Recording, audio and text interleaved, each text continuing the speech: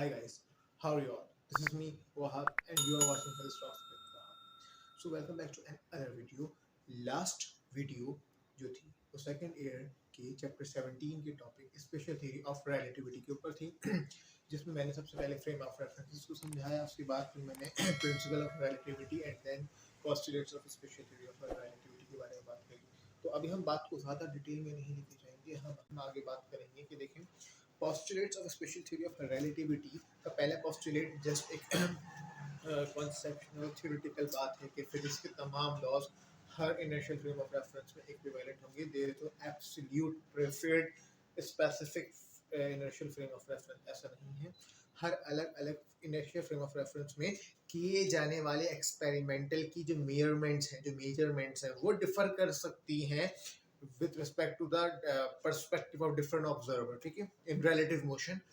लेकिन जो basic physical law है वो हर फ्रेम ऑफ रेफरेंस में सेम रिजल्ट देगा। अगेन मेजरमेंट डिफर कर सकती हैं, किसी के नज़रिए से कोई वैल्यू, किसी और के नज़रिए से कोई वैल्यू आ सकती है, ठीक है। अच्छा, अब एक बात याद रखना कि जो मोशन होती है इज ऑलवेज रिलेटिव। तो ये बात, और जो स्पीड्स होती हैं ये भी रिलेटिव होती हैं, और हम ये कह सकते हैं कि in this universe no one is at absolute rest and no one is in absolute motion. जितने भी मोशंस हैं, जितने भी फ्रेम ऑफ रेफरेंसेस मूव कर रहे हैं वो किसी के रिलेटिव मूव कर रहे हैं, ठीक है। तो जब किसी फ्रेम ऑफ रेफरेंस को हम ऑब्जर्व कर रहे हैं तो हमारे नज़रिए से उसमें की जाने वाली मेजरमेंट्स कुछ और हैं, और उस फ्रेम ऑफ रेफरेंस में ही मौजूद बंदे के नज़रिए से उसी फ्रेम में की जाने वाली मेजरमेंट्स उसके मुताबिक है। So every measurement is every measurements are relative, nothing is absolute. तो सेकंड पोस्टुलेट ने ये बोला कि जो स्पीड ऑफ लाइट है, फोटोन की स्पीड, रोशनी की, इलेक्ट्रोमैग्नेटिक रेडिएशंस की speed is a universal constant. And इसी थ्योरी से ये भी साबित होता है कि we can never achieve speed of light, even we can't even get closer to it, very close, very much closer to it। अच्छा, तो ये एक फास्टेस्ट स्पीड है, हम इस तक पहुंचना हमारे लिए मुश्किल है, क्योंकि इस तक पहुंचेंगे तो वो पहुंचना मुश्किल क्यों है ये अभी हमें कॉन्सिक्वेंसेस से अंदाजा हो जाएगा, ठीक है। तो देखो, जितनी स्पीड्स रिलेटिव होती हैं इन पे ट्रांसफॉर्मेशन अप्लाई होती है गैलीलियन के। अगर आप किसी के करीब जा रहे हो, कोई आपसे करीब आ रहा है, तो आप दोनों को एक दूसरे की रिलेटिव वेलोसिटीज दिखाई देंगी, ठीक है, या डिटेक्ट होंगी। अब वेलोसिटीज में एडिशन सब्ट्रैक्शन हो जाता है। करीब आने वाला, अगर आपसे कोई करीब आ रहा है और आप उसके करीब जा रहे हो तो दोनों की वेलोसिटी एक्चुअल से अलग दिखाई देगी। आपको आपके लिहाज से आपकी वेलोसिटी कुछ लगेगी, जैसे मिसाल के तौर पे आप रेस्ट में हो, सामने वाला आपकी तरफ आ रहा है 20 मीटर पर सेकंड से, तो उसकी स्पीड आपके लिहाज से 20 है। अगर आप उसकी तरफ 5 की स्पीड से बढ़ने लग जाओ तो उसकी 20 की स्पीड में आपकी 5 की स्पीड ऐड हो जाएगी, तो आपको लगेगा कि वो आपकी तरफ 25 की स्पीड से आ रहा है। और ये बात उसको भी फील होगी। अब जब वो 20 की स्पीड से आपकी तरफ आ रहा है ना, ठीक है, वो ये बोलेगा भाई, उसको ये राइट है ये बोलने का कि वो रेस्ट में है, और आप उसकी तरफ 20 की स्पीड से जा रहे हो। डेफिनेटली से बात है, मूव वही कर रहा है, लेकिन उसको ये राइट है बोलने का कि भाई मैं रेस्ट में हूँ, बल्कि सामने वाला उसकी तरफ बढ़ रहा है 20 की स्पीड से। अब अगर मैं रेस्ट में था और वो ये क्लेम कर रहा है कि वो 20 की स्पीड से मेरी तरफ आ रहा है, ठीक है, अब मैं खुद 5 की स्पीड से बढ़ने लग जाऊं तो अब वो ये क्लेम करेगा कि मैं 25 की स्पीड से उसकी तरफ आ रहा हूँ, क्योंकि बेसिकली हमारी वेलोसिटी में सामने वाले की वेलोसिटी ऐड हो जाती है अगर हम एक दूसरे के करीब आ रहे हैं। और अगर हम एक दूसरे से दूर जा रहे हो तो हमारी वेलोसिटी सामने वाले से या सामने वाले की हम में से सब्ट्रैक्ट हो जाती है। तो हमें वेलोसिटीज रिलेटिव फील होती है, वेलोसिटी का कोई जवाब नहीं होता, ठीक है। लेकिन ये वेलोसिटी की एडिशन सब्ट्रैक्शन जो गैलीलियन ट्रांसफॉर्मेशन कहलाती है, ये एक लिमिटेड स्पीड्स तक है। जब स्पीड इतनी फास्टेस्ट हो जाए कि वो लाइट के कंपैरेबल होने लग जाए, और लाइट के कंपैरेबल में हम परसेंटेज में अगर बात करें कि लाइट की क्लोजेस्ट हो जाए, 50, 60, 70% of the speed of light हो जाए, 80, 90 पहुंच जाए, बहुत क्लोजेस्ट लिमिट पे बात कर रहा हूँ, बहुत क्लोज हो जाए comparable to speed of light, इतनी फास्टेस्ट स्पीड में कोई एडिशन सब्ट्रैक्शन नॉर्मल वाला नहीं होता। यानी ये जो अभी हम बात कर रहे थे, जैसे मिसाल के तौर पे लाइट की स्पीड जो है वो 3 एक्सपोनेंट 8 है ना, ये तो मैक्सिमम है। अगर आप इसका 70% ले लो तो डेफिनेटली ये कम हो जाएगी, जो भी बनेगी उस स्पीड में कोई और स्पीड ऐड नहीं हो सकती। ऐसे मिसाल ये है कि जैसे अगर एक ऑब्जेक्ट जो है आपकी तरफ आ रहा है और वो मैं कहूं कि वो लाइट की 0.7 सी स्पीड से आपकी तरफ आ रहा है, ठीक है, तो ये इसकी 0.7 सी स्पीड होगी। अगर आप उसकी तरफ बढ़ने लग जाओ, उसकी तरफ बढ़ने लग जाओ विथ सम वेलोसिटी जो कि इसके रिलेटिव हो, और आप जाहिर सी बात है आप किसी एक लिमिटेड वेलोसिटी पे मूव करोगे, आप जितनी भी वेलोसिटी पे मूव कर रहे हो, लेट से वो 1000 मीटर पर सेकंड ही क्यों नहीं है, तो आपकी वेलोसिटी इसकी वेलोसिटी में ऐड नहीं होगी। एक हद है, आप मैक्सिमम किसी फास्टेस्ट स्पीड तक मूव करो, मैक्सिमम जो आप कर सकते हो, आपकी वेलोसिटी इसकी वेलोसिटी में ऐड नहीं हो। कोई गैलीलियन ट्रांसफॉर्मेशन या वेलोसिटी का रिलेटिविस्टिक इफेक्ट इसमें ऐसा फील नहीं होगा, जबकि ये ऑब्जेक्ट आपको आपकी तरफ उतनी ही स्पीड से आता हुआ दिखाई देगा जितनी स्पीड से वो आ रहा था, क्योंकि ये स्पीड लाइट की स्पीड से क्लोजेस्ट है, कंपेरेबल है, ठीक है। हाँ, अब अगर आप खुद भी लाइट की कंपेरेबल स्पीड से इसकी तरफ ट्रेवल करने लग जाओ, जैसे मिसाल के तौर पे मैं बोलूं आप खुद भी 0.7 सी की तरफ ट्रेवल कर रहे हो, तो अब क्या होगा? अभी भी ऐसा नहीं होगा कि 0.7 सी प्लस 0.7 सी, ये नहीं हो सकता, equal to 1.4 c. This is impossible, impossible. You can never achieve speed of light, और क्रॉस करना तो दूर की बात है। तो ऐसे में गैलीलियन ट्रांसफॉर्मेशन नहीं चलती। हाँ, वेलोसिटी में कुछ चेंजेस आएंगे, इसको इसकी स्पीड थोड़ी डिफरेंट फील हो सकती है, लेकिन वो फिर एक नए फैक्टर से पता चलेगा, और उस फैक्टर को बोलते हैं लॉरेंस फैक्टर। वो फैक्टर कहलाता है लॉरेंस फैक्टर। वो लॉरेंस फैक्टर जो है ना, अमूमन गामा के सिंबल से इस्तेमाल होता है, और उसका असल फॉर्मूला कुछ इस तरह होता है, 1/गामा इक्वल टू 1/गामा equal to under root 1 minus v square upon c square. ये फैक्टर कहलाता है लॉरेंस फैक्टर, और इस फैक्टर के तहत हमें वो वेलोसिटी मिलती है जो कि इस नतीजे में हमें फील होगी कि अगर आप खुद लाइट की कंपेरेबल स्पीड से ट्रेवल कर रहे हो और सामने वाला ऑब्जेक्ट भी आपकी तरफ लाइट की स्पीड से आ रहा हो या उसकी कंपेरेबल स्पीड से आ रहा हो, तो दोनों की स्पीड्स एग्जैक्टली ऐड नहीं होंगी।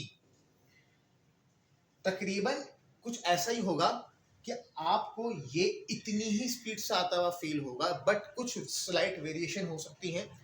मुमकिन है कि आपको इसकी स्पीड 0.7 से थोड़ी ज्यादा दिखे, तो इसी तरह इसको आपकी स्पीड 0.7 से थोड़ी ज्यादा दिख सकती है, बट वो 0.75 या 0.8 जो भी हो, वो लाइट की मैक्सिमम स्पीड तक पहुंच नहीं पाएगी, या क्रॉस तो बिल्कुल भी नहीं कर पाएगी।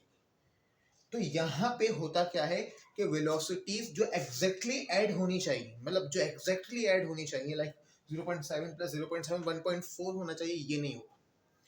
इसमें क्या होगा, वेलोसिटीज ऐड नहीं होंगी एग्जैक्टली जैसे होनी चाहिए, बल्कि इन दोनों ऑब्जेक्ट की कुछ प्रॉपर्टी एक दूसरे के लिहाज से चेंज हो जाएंगी। दिखने में दोनों के लिहाज से स्पीड ना कांस्टेंट रहेगी, क्योंकि वो स्पीड कांस्टेंट रहेगी जो closest to speed of light है। तो लाइट की स्पीड इज अ कांस्टेंट, हम कह सकते हैं कि हम इससे आगे बढ़ नहीं सकते, ठीक है।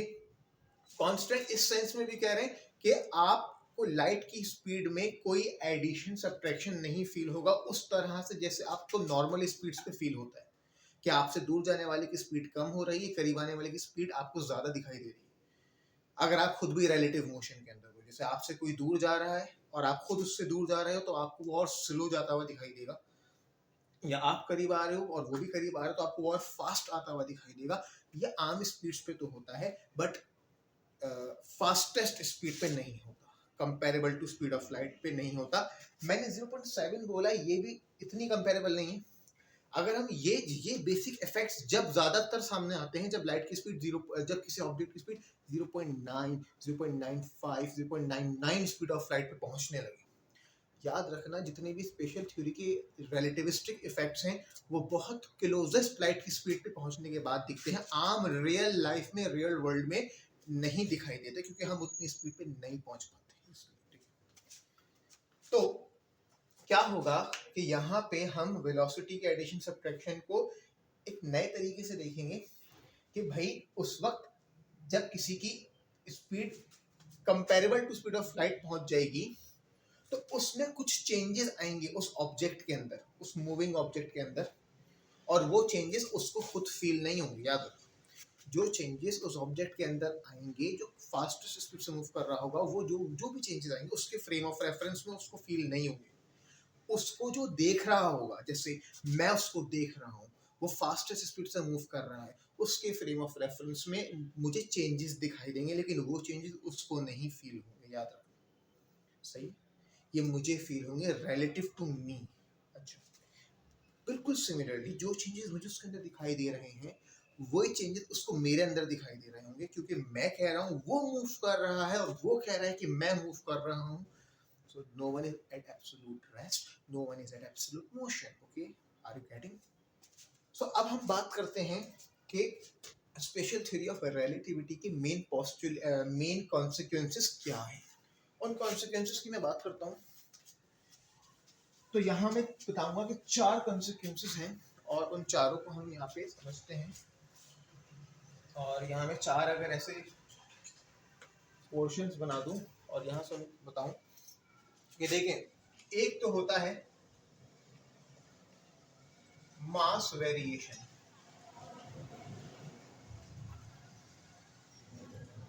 मास वेरिएशन को जो है वो रिलेटिविस्टिक मास भी कहते हैं और इफेक्टिव मास भी कहते हैं। इफेक्टिव मास, इफेक्टिव मास, इफेक्टिव मास, रिलेटिविस्टिक मास या मास वेरिएशन। दूसरा जो आता है वो आता है हमारे पास लेंथ कॉन्ट्रैक्शन। Length contraction. तीसरा हमारे पास आता है टाइम डायलेशन। ठीक है भी। और चौथा हमारे पास आता है मास एनर्जी रिलेशन। ये 4 कॉन्सिक्वेंसेस हमारे पास आते हैं किसके? स्पेशल थ्योरी ऑफ रिलेटिविटी की। ठीक है, तो ये जो मैं बात कर रहा हूँ ये क्या है, ये मुझे यहाँ मेंशन करने चाहिए थे। ये क्या है? Consequences, consequences of special theory of relativity. Special theory of relativity consequences.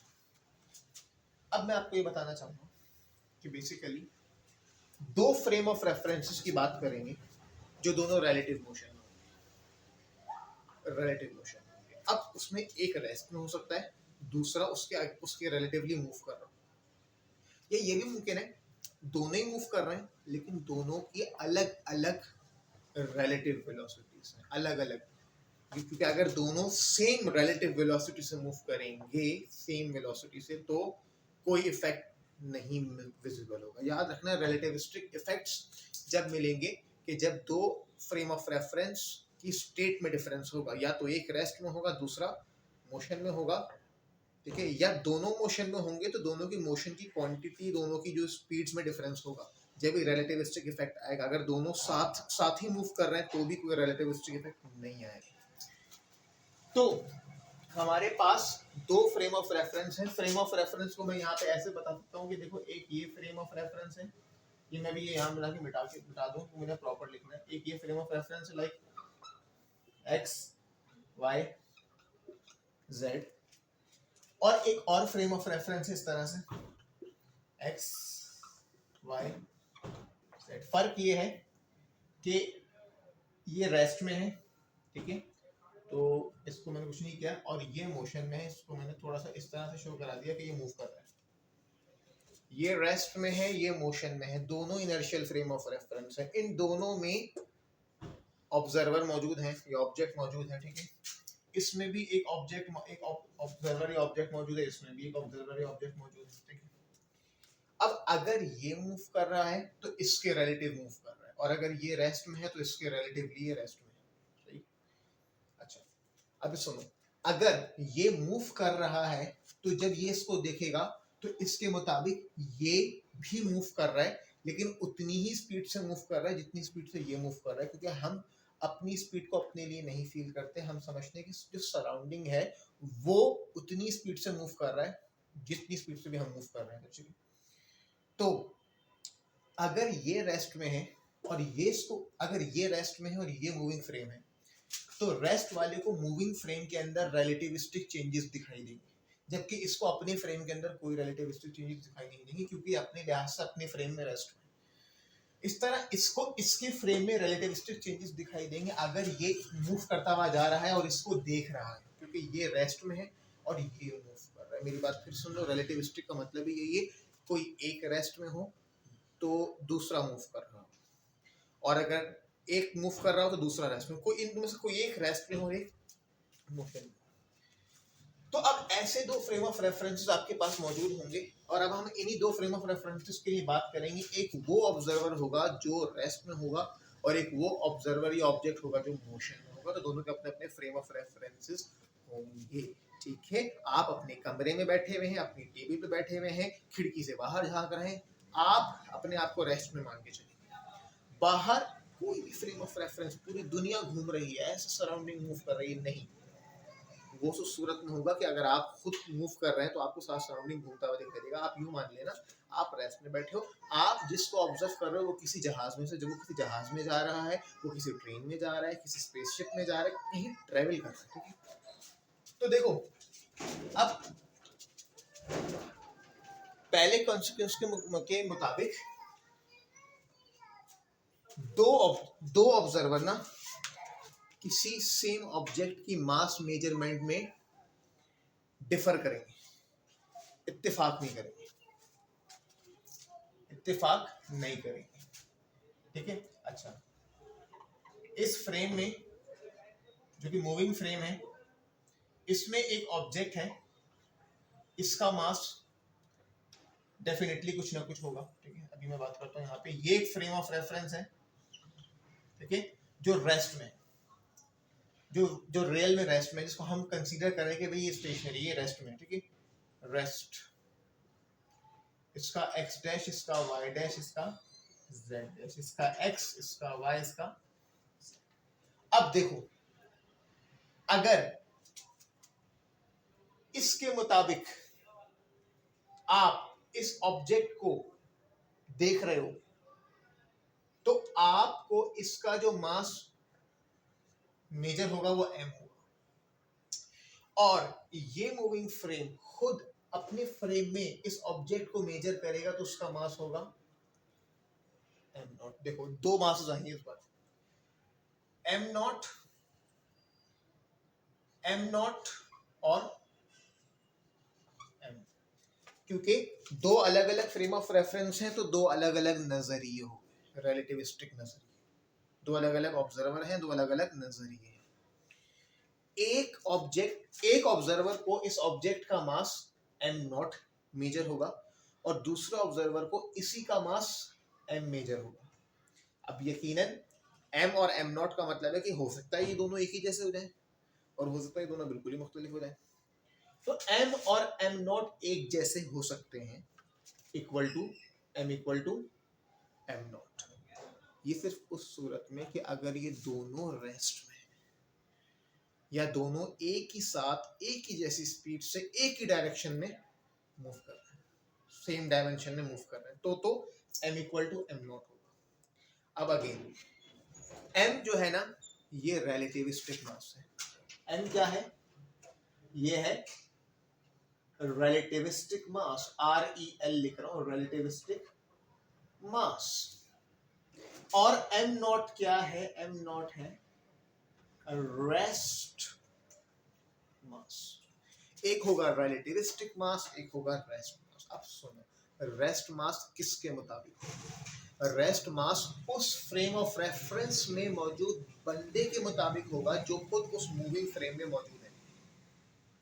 जो बंदा, एक बंदा यहाँ मौजूद है, उसके पास एक ऑब्जेक्ट है, उसका कुछ वजन है जैसे कि 5 केजी, और यहाँ पे भी एक बंदा है, इसके इसके फ्रेम ऑफ रेफरेंस में वो ऑब्जेक्ट नहीं है, ये उस वाले फ्रेम ऑफ रेफरेंस को ताड़ रहा है, देख रहा है, ऑब्जर्व कर रहा है। ये जब उसको देख रहा है तो इसको मास 5 नहीं दिखाई दे रहा, बल्कि ये आपको दिखाई दे रहा है तकरीबन 5 से ज्यादा, यानी m जो होगा वो ग्रेटर देन होगा, जो m दिखाई दे रहा होगा वो m नॉट से ग्रेटर होगा, वेरी कर गया होगा, ज्यादा दिखाई दे रहा होगा। अब ज्यादा किसको दिखाई दे रहा होगा? ज्यादा उसको दिखाई दे रहा होगा जो खुद रेस्ट में है और किसको देख रहा है, उस फ्रेम ऑफ रेफरेंस को जो मूव कर रहा है।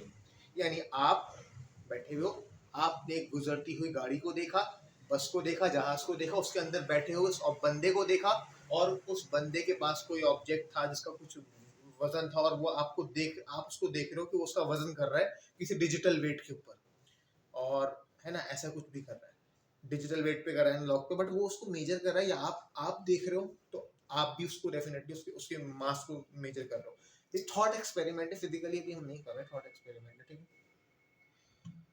तो सुनो, दोनों अलग अलग बात करेंगे सिर्फ जब जब दोनों अलग अलग स्टेट्स में होंगे, एक रेस्ट में, मोशन में।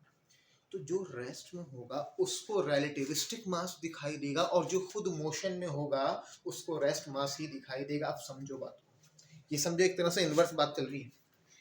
यानी जो बंदा किसी कंपैरेबल और फास्टेस्ट स्पीड पे मूव कर रहा है, उस बंदे का मास या उस बंदे के फ्रेम ऑफ रेफरेंस में मौजूद किसी भी ऑब्जेक्ट का मास उसके अपने लिहाज से प्रॉपर है, नॉर्मल है, रेस्ट मास है। रेस्ट मास का मतलब है वो वाला मास कि जब वो रेस्ट हालत में है उसके जो भी मास, लेकिन उसको जो दूसरा बंदा देख रहा है जो खुद रेस्ट में, याद सुनो मेरी बात, ये खुद रेस्ट में है और ये मूव कर रहा है, उसके हाथ में ये मार्कर है, जब ये मूव कर रहा है तो इसके लिहाज से इस मार्कर का जो भी मास है वो प्रॉपर मास है, जो रेस्ट मास है। क्योंकि मेरी बात सुनो, इस फ्रेम ऑफ रेफरेंस में जितनी भी चीजें होंगी वो सब एक दूसरे के लिहाज से रेस्ट में होंगी, मूव नहीं कर रही होंगी, वो सब अपने एक दूसरे के लिहाज से रेस्ट में होंगी। तो इस मार्कर का मास इसके इस हाथ के लिहाज से कौन है? रेस्ट मास है। अच्छा, अब इस हाथ ने इस हाथ को मूव करते हुए देखा, तो उसने देखा कि इस मार्कर का मास अब रेस्ट मास नहीं रहा, रिलेटिविस्टिक मास बन गया, थोड़ा ज्यादा दिखाई दे रहा है, लेकिन ये सिर्फ जब होगा कि जब ये बहुत फास्ट स्पीड से मूव कर रहा हो, ऐसा नहीं स्लो स्पीड, बहुत फास्ट स्पीड से मूव कर रहा हो, comparable to speed of light, okay. तो m equal to m naught. अब असल चीज क्या बनेगी? असल चीज ये बनेगी कि m equal to m naught के साथ यहां एक फैक्टर आएगा। कौन आएगा? फैक्टर आएगा। वही फैक्टर है जो इन दोनों के नजरिए में फर्क लेकर आ रहा है, जो इन दोनों के नजरिए को बदल रहा है। इन दोनों के नजरिए में जो डिफरेंस आ रहा है वो उसी फैक्टर की वजह से आ रहा है, और उस फैक्टर को बोलते हैं लॉरेंट्ज फैक्टर या रिलेटिविस्टिक फैक्टर, ओके। और उसको ऐसे लिखा जाएगा, साथ में आ जाएगा gamma. What is this gamma? What is this gamma? This gamma is equal to 1 upon under root 1 minus b square upon c square. Gamma equal to 1 over under root 1 minus v square upon c square, and this is called Lorentz या relativistic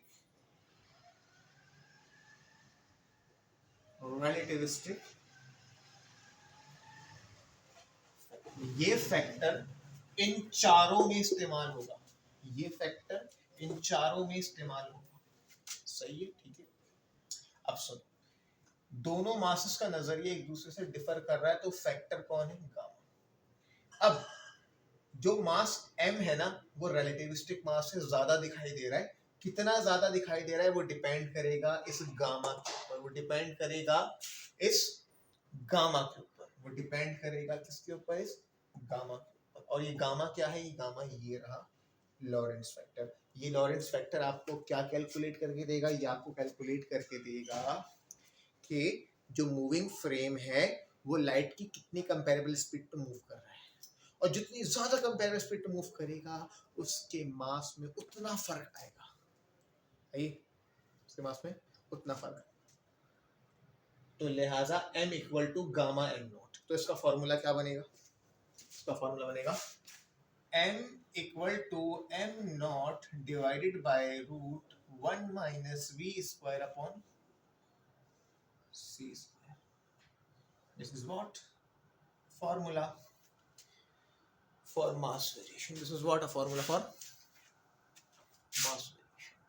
याद रखना कि rest mass के साथ जो gamma factor है, Lawrence factor है, वो मल्टीप्लाई में आएगा। ठीक है, अभी मैं इसके डेरिवेशंस पे नहीं जा रहा, डेरिवेशंस पे जाना फिलहाल हमारा मकसद नहीं है, क्योंकि हमारे कोर्स में इतनी ही बात शामिल है कि हम उसको ये बता रहे हैं कि भाई कंसिक्वेंसेस में जो है ना, कंसिक्वेंसेस को जब हम फॉलो करते हैं तो अकॉर्डिंग टू सेकंड पोस्टुलेट, जब हम लाइट को कांस्टेंट मान लेते हैं, तो कोई भी ऑब्जेक्ट जब लाइट की कंपेरेटिव स्पीड में मूव करेगा तो उसमें ये चेंजेस आएंगे। ठीक है, देखो ड्राइव करना बहुत अच्छी बात होती है कि हम फॉर्मूला को ड्राइव कर रहे हैं, लेकिन ये अभी हमारा इस वीडियो का मोटिव नहीं है कि हम इनको ड्राइव करके देखें कि ये क्यों आ रहा है, क्योंकि हमारे सिलेबस के कोर्स में इतनी ही बात है कि हमने इस कॉन्सेप्ट देना है, कॉन्सेप्ट को थ्योरेटिकली समझना है, और हमने गामा फैक्टर को इंट्रोड्यूस करके मास वेरिएशन कैलकुलेट करना है, दैट्स इट। ठीक है, तो दैट्स बात है, मैं आपको सिर्फ वो कॉन्सेप्ट दे रहा हूँ, वो चीज़ बता के समझा के उसके फॉर्मूलाज आपके सामने रख रहा हूँ। इसकी डेरिवेशन करना अभी हमारे सेकंड ईयर की जो फिजिक्स के पार्ट में शामिल नहीं है, बट होपफुली मैं इसको ज़रूर इंशाल्लाह बनाऊंगा और अपलोड भी करूँगा। तो देखो, इसको से समझ लो क्या कह रहा है कि अगर कोई ऑब्जेक्ट जितना फास्टर मूव करेगा उसका मास देखने वाले के लिहाज से उतना बढ़ जाएगा, उतना बढ़ जाएगा। सही है?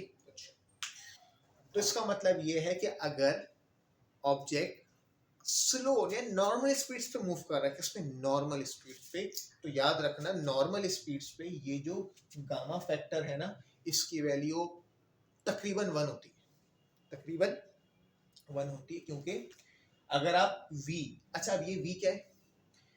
इसमें v क्या है? जो मूविंग फ्रेम है ना, उसकी जो भी रिलेटिव वेलोसिटी है रेस्ट ऑब्जेक्ट या रेस्ट फ्रेम के रिलेटिव, और c is the speed of light. अब ऑब्जेक्ट लाइट की स्पीड से जितना लेस कंपेरेबल मूव करेगा ना, याद रखना जितना लेस कंपेरेबल, तो अगर आप यहाँ v की वैल्यू कोई बहुत ऐसी रखोगे जो लाइट की कंपेरेबल बहुत कम है, तो इस पूरे का जो आंसर आएगा ना, वो जो पूरे का आंसर आएगा वो तकरीबन कुछ 1 आएगा या 1 के बिल्कुल आसपास आएगा। यानी कि अगर वो गामा फैक्टर, वो पूरा गामा फैक्टर जो है ना, ये गामा वाली वैल्यू लॉरेंस फैक्टर, ये पूरी तकरीबन 1 ही आ जाएगा। अगर ये 1 आ गई तो गामा अगर 1 हो या बिल्कुल 1 के आसपास हो, तो m और m नॉट में कोई फर्क नहीं होगा। तो जो मास उस मूविंग फ्रेम में मौजूद बंदे को लग रहा है, वही आपको भी उसको देख के उसका उतना ही मास लगेगा, कोई फर्क नहीं आएगा इसका। इसीलिए अभी हमारे आसपास की रियल लाइफ में ऐसे फैक्टर हमें, ऐसे फेनोमेना, ऐसे इफेक्ट्स हमें नहीं दिखाई देते, क्योंकि कोई हमारे सामने से नहीं गुजरता। लेकिन एक चीज है जो आपको रोज लाइट की स्पीड से आती हुई और जाती हुई दिखाई देती है, और वो खुद लाइट, और वो खुद है लाइट। तो जो रोशनी आप तक पहुंच रही है, सुबह सूरज निकलता है, सूरज से जमीन तक आपके पास जो रोशनी आ रही है, आप उस रोशनी को देख रहे हो ना, वो मूविंग फ्रेम ही है, वो कांस्टेंट स्पीड से मूव कर रहा है। सही है, आप रेस्ट में हो, वो मूव कर रहा है, आप उसको मुसलसल ऑब्जर्व कर रहे हो, तो ये भी रिलेटिविस्टिक इफेक्ट्स ही हैं। अब उस ये कॉन्सिक्वेंसेस उस लाइट के ऊपर अप्लाई हुए हैं, अभी हम इसको समझेंगे आगे कॉन्सिक्वेंसेस में जब आ रहे हैं इस पे। तो देखो बेसिकली मेरी बात सुनो, अगर एग्जैक्टली लाइट की स्पीड से मूव करोगे, अगर एग्जैक्टली लाइट की स्पीड से मूव करोगे तो यहाँ v की जगह पर आ जाएगा c, है ना, क्योंकि v इक्वल टू c हो जाएगा। v इक्वल टू क्या हो जाएगा, c। अगर v इक्वल टू c हो गया तो जब आप v की जगह c रखोगे तो पूरा फैक्टर कैंसिल हो जाएगा, 1 बचेगा। 1 माइनस 1 0 होता है, ये पूरा फैक्टर 0 हो जाएगा। और 1 divided by 0, 1 divided by 0 is undefined, infinite. इसका मतलब ये है कि आपका मास इनफाइनाइट हो जाएगा। और इनफाइनाइट मास होने का मतलब पता है क्या है? इनफाइनाइट मास होने का मतलब है कि आपके अंदर या उस बंदे के अंदर जिसको आप ऑब्जर्व कर रहे हो ना, जो लाइट की स्पीड से मूव कर रहा है, इनफाइनाइट एनर्जी है, इतनी एनर्जी है कि उसकी पहुंच नहीं हुई। आप उसको डिटेक्ट, आप उसको मेजर नहीं कर सकते। समझ रहे हो बात?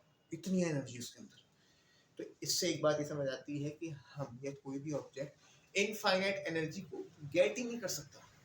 तो इसका मतलब है कि वो ना उसका मास इनफाइनाइट हो सकता है, क्योंकि मास इनफाइनाइट होने का मतलब है कि उसके अंदर इनफाइनाइट एनर्जी आ गई। ये बात याद रखना कि according to modern physics, quantum physics या अकॉर्डिंग टू आइंस्टाइन, मास और एनर्जी दोनों एक दूसरे के रिश्तेदार हैं, या दोनों एक दूसरे की के दोस्त हैं, what ever I can say.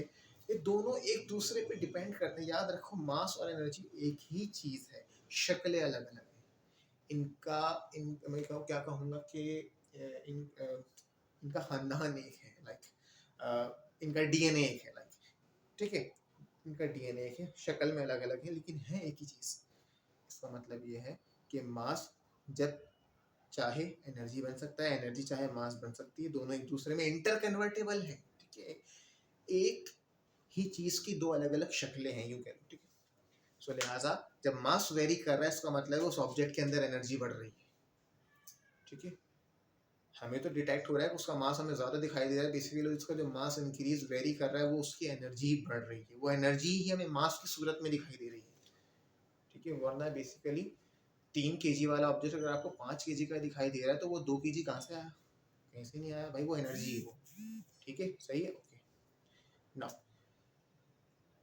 अब अगर मैं आपसे कह रहा हूँ कि अगर वो लाइट की स्पीड से मूव कर रहा है तो बेटा ये पूरा फैक्टर 0 हो जाएगा और मास इनफाइनाइट हो जाएगा, एनर्जी इनफाइनाइट हो जाएगी, so we can never achieve this state, okay, ठीक है। तो ये जो फोटोन, ये जो रोशनी हम तक पहुंच रही है ना, ये ना खुद लाइट है, लाइट की स्पीड से ट्रेवल कर रही है और हमें वो दिखाई कहाँ देती है? तो इनफाइनाइट मास दिखाई भी नहीं देता क्योंकि वो एनर्जी की शक्ल में होता है। तो रोशनी जो हम तक पहुंच रही है भाई, ये एनर्जी तो है, ये एनर्जी ही तो है, ये एनर्जी ही तो है। ये फोटोन पार्टिकल हमें दिखाई थोड़ी देता है, इनका मास इतना वेरी हुआ हुआ है, इनका एनर्जी इतनी इनफाइनाइट हुई है कि इनफाइनाइट एनर्जी हमारे पास जो हमें मिल रही है, ये एक इनफाइनाइट एनर्जी जो हमें मिल रही है, सही है, जो नेचर से मिल रही है, रोशनी, इलेक्ट्रोमैग्नेटिक रेडिएशंस, ठीक है, सही है। तो ये क्योंकि लाइट कंसिस्ट होती है फोटॉन्स के ऊपर, पार्टिकल्स के ऊपर, वो हर एक पार्टिकल जो हम तक पहुंच रहा है वो इतनी ही रफ्तार से पहुंच रहा है जो कि कांस्टेंट रफ्तार है। और इसका मतलब ये है कि हर उस किसी का मास इनफिनाइट वेरी हुआ हुआ और उसके अंदर इनफाइनाइट एनर्जी मौजूद है, ठीक है, जो हमें जो रिसीव हम कर रहे हैं। अच्छा, ठीक है, ये बात हमारी किसमें हो गई? मास वेरिएशन के अंदर हो गई। अच्छा, अब हम बात करते हैं किसकी? Length contraction. तो बेटा लेंथ कॉन्ट्रैक्शन क्या होगा? लेंथ कॉन्ट्रैक्शन का मतलब ये होगा कि देखो, वही दो फ्रेम ऑफ रेफरेंस है, एक रेस्ट वाला, एक मोशन वाला। अभी मास वाला इफेक्ट तो हमने देख लिया, मास वाला इफेक्ट तो होगा, सही।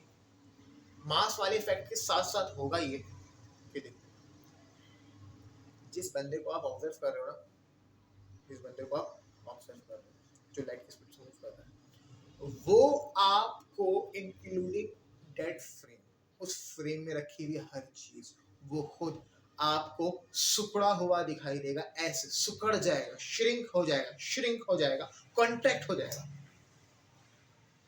क्या मतलब इसका? इसका मतलब ये है कि उस फ्रेम ऑफ रेफरेंस का जो स्पेस टाइम एक फैब्रिक होता है, ठीक है, 4 डायमेंशंस को बोलते हैं। उस वक्त उसका जो स्पेस है ना, वो खुद सुकड़ गया, नहीं आई बात समझ। स्पेस सुकड़ गया, स्पेस कैसे सुकड़ गया भाई? देखो, ये एक फ्रेम है जो मूविंग फ्रेम है, इसमें एक ऑब्जेक्ट ऐसे है और ये उसकी लेंथ है, इसको मैं बोल रहा हूँ एल नॉट। ये एल नॉट उसकी ओरिजिनल लेंथ है। अब याद रखना ये जो लेंथ होती है ना, ये लेंथ एक इंटरवल होता है। लेंथ एक इंटरवल होता है। किसका इंटरवल होता है? स्पेस में किसी रेफरेंस से अगर आप किसी पॉइंट की पोजीशन मालूम कर रहे हो तो रेफरेंस से लेके उस पॉइंट की पोजीशन जो है वो एक लेंथ ही है। लेकिन अगर आप किसी ऑब्जेक्ट की लेंथ मालूम करने का मतलब ये है कि बेसिकली उस ऑब्जेक्ट की दो पॉइंट्स, लाइक ये दो पॉइंट्स x1 और x2, x1 और x2, ये रहा ओरिजिन। ओरिजिन से x1 कितना दूर है और ओरिजिन से x2 कितना दूर? अगर ओरिजिन से x2 दूर है 10 और ओरिजिन से x1 दूर है 2 यूनिट, 10 यूनिट और 2 यूनिट, तो फिर क्या करें? इसकी लेंथ कैसे मिलेगी? इसकी लेंथ आपको मिलेगी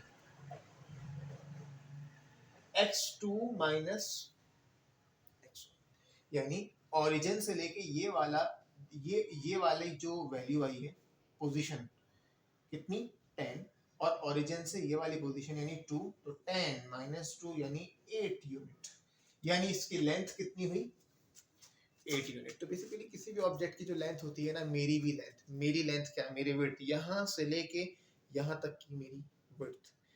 स्पेस में दो पॉइंट्स के दरमियान का डिस्टेंस है, दो पॉइंट्स के दरमियान का इंटरवल है, यानी मैं किसी रेफरेंस से यहाँ की लेंथ मेजर करूं, यानी यहाँ की पोजीशन मेजर करूं और उसी रेफरेंस से यहाँ की पोजीशन मेजर करूं और इस बड़ी वाली पोजीशन में से इस छोटी वाली पोजीशन को माइनस करूं, तो मुझे ये डिस्टेंस मिल जाएगा, ये कंप्लीट डिस्टेंस मिल जाएगा। So length is a interval यानी डिफरेंस है बेसिकली दो पॉइंट की पोजीशन से किसी स्पेस में। अब होता क्या है कि जब कोई ऑब्जेक्ट कंपैरेबल स्पीड पे मूव करता है तो भाई बात सुनो, वो जिस डायमेंशन में मूव कर रहा है ना, वो एक्स डायमेंशन में अगर मूव कर रहा है तो एक्स डायमेंशन में वो ऐसे सुकड़ जाएगा। क्या मतलब कि ये जो x1 और x2 वाले पॉइंट है ना, ये खुद करीब आ जाएंगे। जैसे आप किसी चीज को समेट रहे हो ना, ऐसे समेट रहे हो तो सिमट जाएगी, सुकड़ जाएगी। याद रखना, faster you move shorter you get, faster you move shorter. जब आप स्पेस में फास्टेस्ट ट्रेवल करते हो तो जो स्पेस होता है ना, स्पेस वाला, वो आपके लिए सुकड़ जाती है, लेकिन उसका सुकड़ना, उसका कॉन्ट्रैक्ट होना आपको नहीं फील हो रहा होता। अगर आपको कोई देख रहा है उसको ये फील होगा कि आपके लिए स्पेस सुकड़ गया। ठीक है, तो ये जो लेंथ कॉन्ट्रैक्शन का जो फेनोमेना है, ये भी उस ऑब्जर्वर को दिखाई दे रहा होगा, जो आपको देख रहा है। यानी आप मूव कर रहे हो तो आपके लिहाज से सब नॉर्मल है, हर चीज कॉन्ट्रैक्ट हो गई है, आप खुद कॉन्ट्रैक्ट हो गए हो, आपके दिमाग में किसी चीज को देखने का जो परसेप्शन है उस डायमेंशन में वो तक कॉन्ट्रैक्ट हो गया। तो आपको हर चीज उस डायमेंशन में कॉन्ट्रैक्ट हुई दिखाई देगी। कौन सी डायमेंशन में? जिस डायमेंशन में आप मूव कर रहे हो। अगर आप आगे की तरफ जा रहे हो एक्स एक्सिस पे तो आप ऐसे कॉन्ट्रैक्ट हुए हुए मिलोगे, अगर आप ऊपर की तरफ जा रहे थे तो ऐसे कॉन्ट्रैक्ट हुए हुए मिलोगे, अगर इस तरफ जा रहे थे तो ऐसे कॉन्ट्रैक्ट हुए हुए मिलोगे। जिस डायमेंशन में जा रहे हो उस डायमेंशन के अलोंग कॉन्ट्रैक्ट करोगे, और ये कॉन्ट्रैक्शन किस में होगी? जो frame of reference fastest comparable speed of light पे मूव कर रहा होगा। अब उस ये मार्कर आपके सामने कंपेरेबल स्पीड से गुजर जाए, तो जब आप इस मार्कर को देखेंगे, मैं एक नॉर्मल स्पीड की बात नहीं कर रहा, बहुत फास्टेस्ट लाइट की 0.89% 90% स्पीड के ऊपर, 90-80% स्पीड के ऊपर, तो आपको इस मार्कर की लेंथ कम दिखाई देगी। लेकिन मेरी बात सुनो, अगर यहाँ लिखा हुआ है 0 और यहाँ लिखा हुआ है 10, तो आपको 0 और 10 ही दिखाई देगा, लेकिन वो करीब आ जाएंगे, इसका मतलब ये नहीं है 0 से लेकर 10 सेंटीमीटर है तो आपको यहाँ पे पढ़ने के बाद 5 सेंटीमीटर दिखाई दे रहा है, नहीं, ये 10 ही दिखाई देगा, लेकिन ये सुकड़ा हुआ दिखाई देगा, लाइक दैट, है ना। लेकिन वो बंदा जो खुद इस के मूविंग फ्रेम में था और उसके साथ साथ ही चल रहा था, उसको तो कुछ फील नहीं होगा, उसके पास सब नॉर्मल होगा, ठीक है। तो अगर मैं इस मार्ग को ऐसे पकड़ के आपके सामने से लाइट की स्पीड से गुजर जाऊं, ठीक है, तो आपको मैं भी कॉन्ट्रैक्टेड दिखाई दूंगा इस डायमेंशन से, और ये मार्कर भी आपको कॉन्ट्रैक्टेड दिखाई देगा। आपको, मैं अपनी बात नहीं कर रहा, आपकी बात, आपको मैं मार्कर सब उस डायमेंशन में कॉन्ट्रैक्टेड दिखाई देंगे, ठीक है, लेकिन मुझे कुछ कॉन्ट्रैक्टेड दिखाई नहीं देगा। हाँ, मुझे आप सब कॉन्ट्रैक्टेड दिखाई देंगे, क्योंकि मेरे लिहाज से आप सब पीछे की तरफ जा रहे हैं, सही है। तो जब आप फास्ट मूविंग ऑब्जेक्ट्स को देखते हैं जो फास्ट स्पीड से ट्रेवल कर रहे हैं, भाई आपके फ्रेम ऑफ रेफरेंस में वो सब कॉन्ट्रैक्ट हो गए, लेकिन कब, जब बहुत ज्यादा कंपेरेबल लाइट की स्पीड से मूव कर रहे हो। और कॉन्ट्रैक्शन में होता क्या है, एक ही लेंथ के दो आंसर, दो वैल्यूज होती हैं। लाइक किसी ऑब्जेक्ट की लेंथ आप बस मालूम कर रहे हो, इसके दो आंसर्स हैं, एक रेस्ट फ्रेम वाले के लिहाज से, एक मूविंग फ्रेम वाले के लिहाज। आपने मुझे देखा, मैं मूव करते हुए जा रहा था, आप रेस्ट फ्रेम हो, आपके लिहाज से जो मेरी लेंथ या मार्कर की लेंथ ऑब्जर्व हो रही है वो रिलेटिविस्टिक लेंथ है, और मुझे मेरे लिहाज से जो लेंथ दिख रही है वो प्रॉपर लेंथ है। दोनों में फर्क आया, दोनों में फर्क कौन कर रहा है, गामा, लॉरेंट्ज फैक्टर। अब सुनो, इसको मैं कैसे लिखूंगा, देखो अभी क्योंकि ना मैं सिर्फ ये इस पेपर के पॉइंट ऑफ व्यू के हिसाब से कोर्स कंप्लीट करवाने के लिए सब चीज़ें समझा रहा हूँ, फिर उसके न्यूमेरिकल कराऊंगा, लेकिन मैं कह रहा हूँ क्योंकि मैं खुद इस टॉपिक को बहुत इंटरेस्ट के साथ समझता हूँ या पढ़ता हूँ, बड़ा शौक है इस टॉपिक का, तो मैं इस टॉपिक को बहुत डिटेल में हर एक के इंडिविजुअल भी प्रॉपर विजुअल्स के साथ मैं इंशाल्लाह इसकी वीडियो बनाऊंगा और बहुत बेहतरीन बनाऊंगा। बट ये सिर्फ मैं भी टॉपिक कवर करने के लिए बना रहा हूँ, बाकी हर एक किसी को डिटेल में अच्छे से समझेंगे और कोशिश ये होगी कि इसमें इंटरेस्ट डेवलप हो जाए और हम इसको फील करें। फील अभी भी हो सकता है अगर आप इस चीज़ को समझें, बट अभी हम इसको पेपर के पॉइंट ऑफ व्यू से पढ़ रहे हैं, तो जो चीज़ें जितनी ज़रूरी है समझना उतनी समझ रहे हैं, इसकी गहराइयों में हर एक में डिटेल में इंडिविजुअली बाद में ज़रूर जाएंगे इंशाल्लाह, ठीक है। तो लेंथ कॉन्ट्रैक्शन में क्या होगा, दो लेंथ्स होंगे एल और एल नॉट, यानी यहाँ पे भी दो ऑब्जर्वर इत्तेफाक नहीं करेंगे, लेकिन बशर्ते कि वो दोनों ऑब्जर्वर रेस्ट में एक साथ नहीं, रिलेटिव मोशन के अंदर मौजूद है, लाइक दैट, लाइक दैट या not like that, like that, जैसा कि ये किसी और स्पीड से मूव कर रहा है और ये किसी और स्पीड से मूव कर रहा है। शायद आपको हंसी आ रही होगी क्योंकि कभी कभी हंसाना पड़ता है। ओके, अब सुनो, ये दोनों बराबर हो सकते हैं अगर दोनों फ्रेम ऑफ रेफरेंस रेस्ट में हो या साथ साथ मूव कर रहे हो एक ही डायमेंशन के अंदर, कोई डिफरेंस ऑफ स्पीड्स ना हो तो सेम होगा। लेकिन अगर इनमें से एक object fastest comparable speed of light move कर रहा होगा तो उसकी फ्रेम ऑफ रेफरेंस में मौजूद हर ऑब्जेक्ट कॉन्ट्रैक्ट हो जाएगा, किसके लिहाज से, रेस्ट वाले फ्रेम ऑफ रेफरेंस के लिहाज से। काश मैं आपको ये दिखा सकता कि मैं अगर यूं जा रहा हूं तो मैं आपको यूं चपटा होता हुआ, बिल्कुल ऐसे होता हुआ दिखाई दे रहा हूँ, नहीं दिखा सकता, अज्यूम करना पड़ेगा, थॉट एक्सपेरिमेंट करना पड़ेगा। ये सब चीज़ें मैं जब कोई वीडियो बनाऊंगा तो कुछ वीडियोस अटैच करके कुछ क्लिप्स के साथ आपको दिखाऊंगा इंशाल्लाह, ठीक है। अच्छा, नाउ यहाँ भी कौन है भाई, गामा है, लॉरेंट्ज फैक्टर है, लेकिन यहाँ गामा फैक्टर मल्टीप्लाई में था, यहाँ गामा फैक्टर डिवाइड में आएगा। डिवाइड में आएगा तो ये कैसे बन जाएगा, ऐसे बन जाएगा L naught 1 minus v square upon c square, क्योंकि गामा की वैल्यू मैंने बताई है ना, गामा की वैल्यू 1 अपॉन रूट में होती है, तो जब आप यहाँ पे ऐसे रखोगे ना एल नॉट डिवाइडेड बाय 1 अपॉन 1 minus v square upon c square, तो जब पलटेगा ना, पलट के जाएगा तो ये बन जाएगा, ठीक। तो इसका मतलब है, इसका मतलब ये हुआ, इसका मतलब ये हुआ कि L equal to L naught divided by gamma, so L equal to L naught divided by 1 over root 1 minus v square over c square. तो आपका फॉर्मूला ये बना L equal to L naught root 1 minus v square upon c square, सही, ठीक है। तो देखो अब अगर ये गामा गामा 1 है, अगर ये गामा 1 है, इसका मतलब वही वाली बात जो मैंने मास में बताई थी कि स्पीड्स में कोई डिफरेंस नहीं है ज्यादा, तो लिहाजा L equal to L naught रहेगा, L equal to L naught. लेकिन अगर गामा 0 हो जाए, अगर गामा 0 हो जाए, जैसे यहाँ पे गामा 0 हो गया था, अगर गामा 0 हो जाए, गामा नहीं सॉरी, ये वाला फैक्टर 0 हो जाए, ठीक है, अगर ये वाला फैक्टर 0 हो जाए तो गामा की वैल्यू, ठीक है, लाइक डेट इस तरह से आ जाएगी। अच्छा 1 ओवर करना चाहिए था मुझे इसको, ठीक है सही।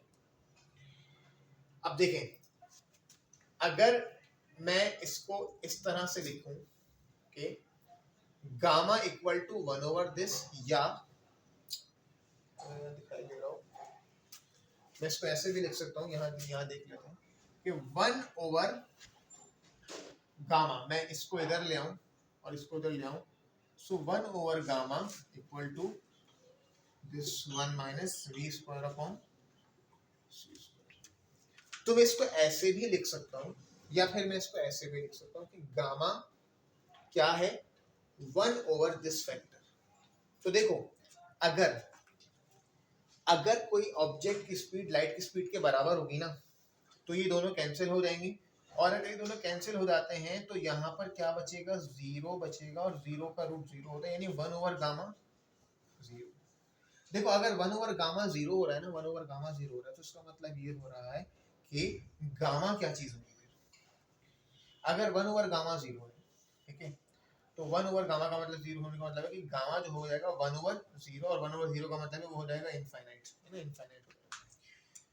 तो अगर मैं आपसे बोल रहा हूँ कि L equal to L naught divided by gamma, तो गामा अगर आप इनफाइनाइट रखोगे, अगर आप गामा इनफाइनाइट रखोगे L naught divided by gamma, तो कोई भी चीज अगर गामा से डिवाइड होती है तो वो गामा, अब सॉरी इसको मैं गामा बोल रहा हूँ, सॉरी ये इनफाइनाइट सिंबल है, इनफाइनाइट सिंबल है, सॉरी 1 डिवाइड बाय 0 इन्फिनिटी। तो कोई भी नंबर अगर इन्फिनिटी से डिवाइड होगा तो वो 0 बन जाएगा, क्या बन जाएगा, 0 बन जाएगा।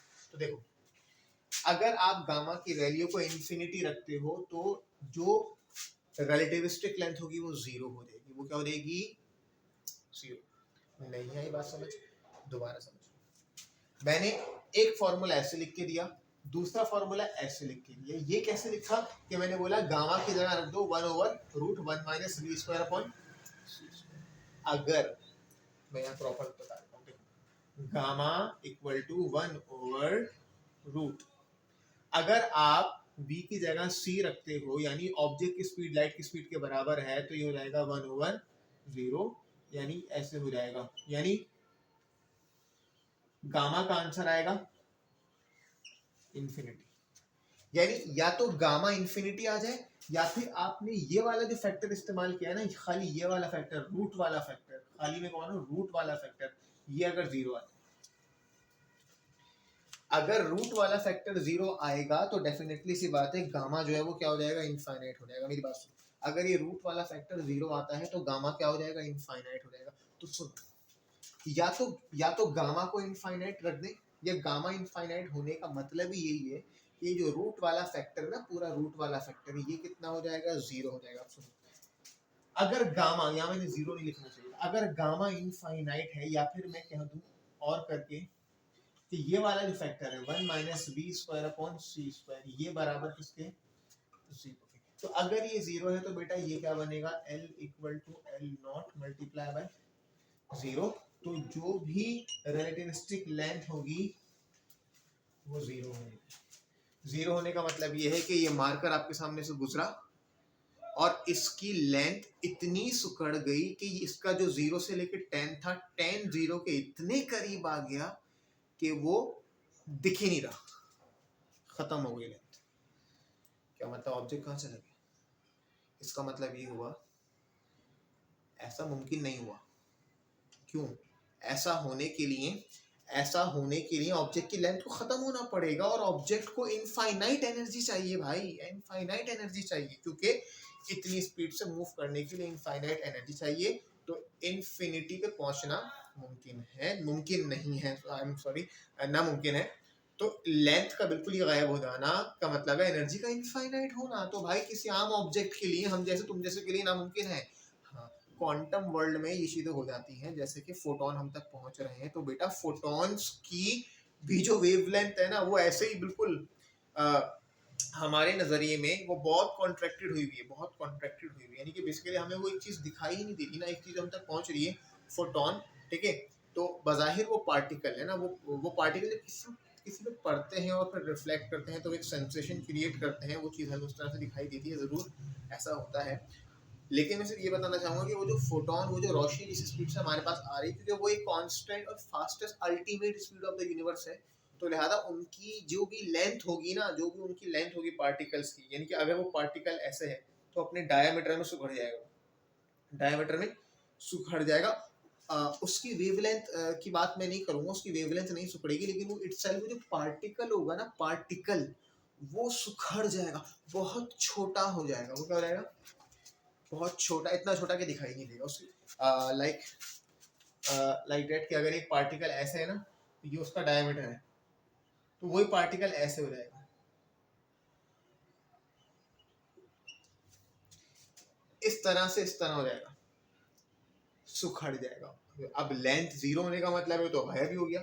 ये यूं एक लकीर मान लो, लकीर मान लो, एक लकीर बन गई, ये शायद ये भी ना दिखाई दे।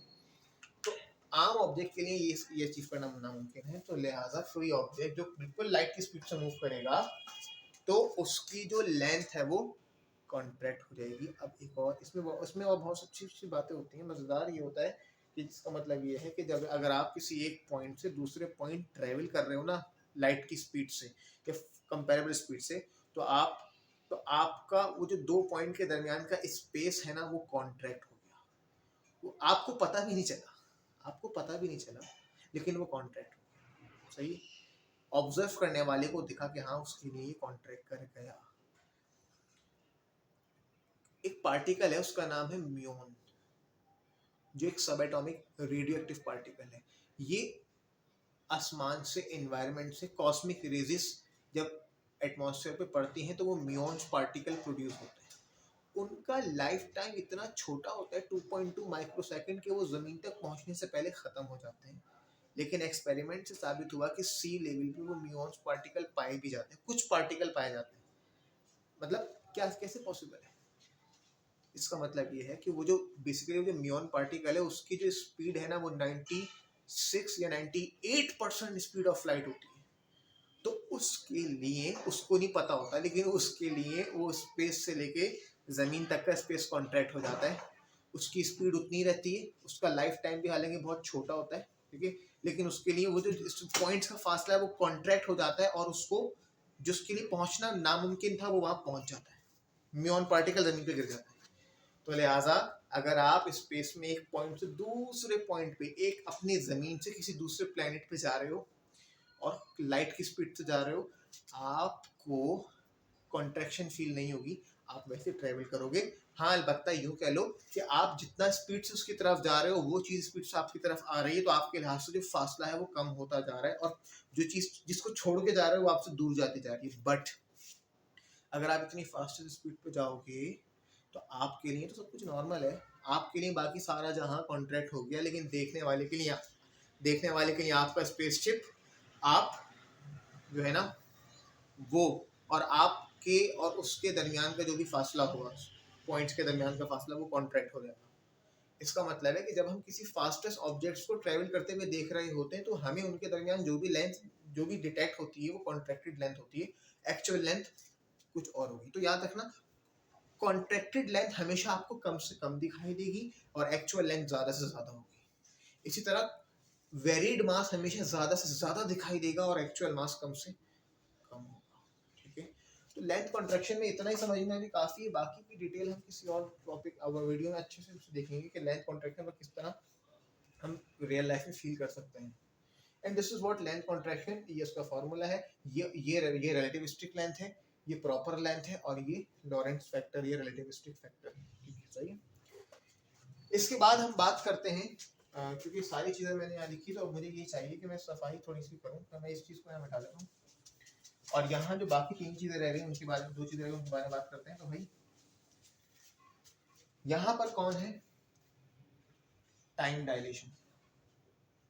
कौन है टाइम डायलेशन? टाइम डायलेशन क्या चीज है, पहले मैं इसका यहाँ फॉर्मूला लिखता हूँ। देखो टाइम डायलेशन का मतलब है आप डेफिनेटली सी बात है दो अलग अलग किस्म के टाइम एक्सपीरियंस कर रहे हो। एक को टी नॉट बोला, एक को टी बोला। जो टी नॉट है वो प्रॉपर टाइम है और जो टी है वो रिलेटिविस्टिक या डायलेटेड टाइम है। अब डायलेट का मतलब है वक्त की जो दौरानियां होता है ना, इंटरवल, इसका स्लो हो जाना और एक वक्त पे आके थम जाना। वक्त का पहले स्लो हो जाना फिर रुक जाना। देखो अगर दो ऑब्जेक्ट अलग अलग फ्रेम ऑफ रेफरेंसेस के अंदर हैं तो जो इफेक्ट्स मास के दिखाई दिए थे, जो लेंथ के दिखाई दिए थे, वैसे ही टाइम के इफेक्ट्स दिखाई दिए। क्या होगा, जो बंदा रेस्ट फ्रेम में है, यानी कि मैं रेस्ट फ्रेम में हूँ, ये मेरी घड़ी है and this is a very special wrist watch for me, और इसका टाइम अभी प्रॉपर टाइम है, यानी कि ये एक प्रॉपर इंटरवल के साथ टिक टिक टिक टिक कर रही है। हम मेरा वक्त मेरे लाइफ से गुजर रहा है, मैं रेस्ट फ्रेम के अंदर।